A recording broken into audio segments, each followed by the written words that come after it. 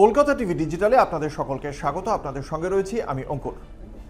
আমাদের এক এক গোটা দিনে যে লোক এক একজন কেউ রোজগার করে উঠতে পারেন না, 20 মিনিটে 840 কোটি কামিয়ে ফেললেন এক ব্যক্তি। আপনারা জানেন সোমবার দিন মার্কিন প্রেসিডেন্ট ডোনাল্ড ট্রাম্প তিনি ঘোষণা করেছিলেন যে আগামী 5 দিন ইরানের ওপর আর হামলা নয়। তার ঘোষণার কিছুক্ষণের মধ্যেই তেলের বাজারে অপরিশোধিত তেলের ব্যারেলের দাম যেটা প্রায় $114 পৌঁছে গিয়েছিল, সেটা এক ধাক্কায় অনেকটাই নেমে আসে, প্রায় 13%-এর আশেপাশে নেমে আসে। এবং এই যে মানে ট্রাম্পের ঘোষণা এবং তারপরে তেলের দাম নেমে আসা, এর ফলেই এক ব্যক্তি 840 কোটি কামিয়ে ফেললেন। একটু ডিটেলে বলি আপনাদের যে সংখ্যা।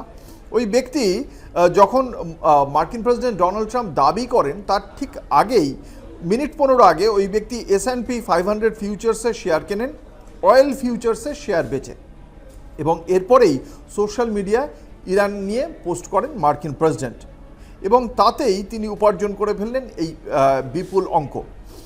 বিকেল 4:20 সময় ভারতীয় সময়, আর মার্কিন প্রেসিডেন্ট ঘোষণা করেছিলেন সকাল 6:50 এই সময়ে 840 কোটি টাকা লাভ করেছেন তিনি। ট্রেডিং প্ল্যাটফর্মের পক্ষ থেকে জানানো হয়েছে প্রায় 12,600 কোটি টাকা মূল্যের প্রথমে S&P 500 ফিউচার্সের শেয়ার কিনেছিলেন তিনি। তার ধারণা ছিল টেনশন কমলে বাজার চাঙ্গা হবে, আর সঙ্গে সঙ্গেই 192 মিলিয়ন বা 1615 কোটি টাকা মূল্যের অয়েল ফিউচার্সের শেয়ার বেচে দেন।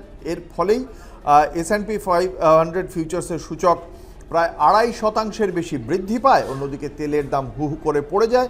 দুটি মিলিয়ে সব মিলিয়ে দাম যেভাবে হ্রাস পায় এবং একদিকে বৃদ্ধি পায়, সবটার হিসেবটা দাঁড়িয়ে যাচ্ছে প্রায় আমাদের ভারতীয় মুদ্রায় 840 কোটি টাকা।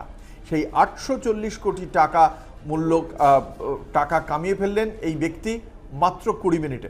অবশ্যই অত্যন্ত গুরুত্বপূর্ণ বিষয়। তবে এই ঘটনার পর আমরা আবারও দেখতে পাচ্ছি তেলের দামের যে হেরফের, তার জন্য শেয়ার বাজারে বড় প্রভাব পড়ছে।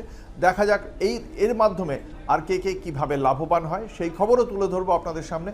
আপনারা দেখতে থাকুন কলকাতা টিভি ও কলকাতা টিভি ডিজিটাল, রাত দিন 7 দিন।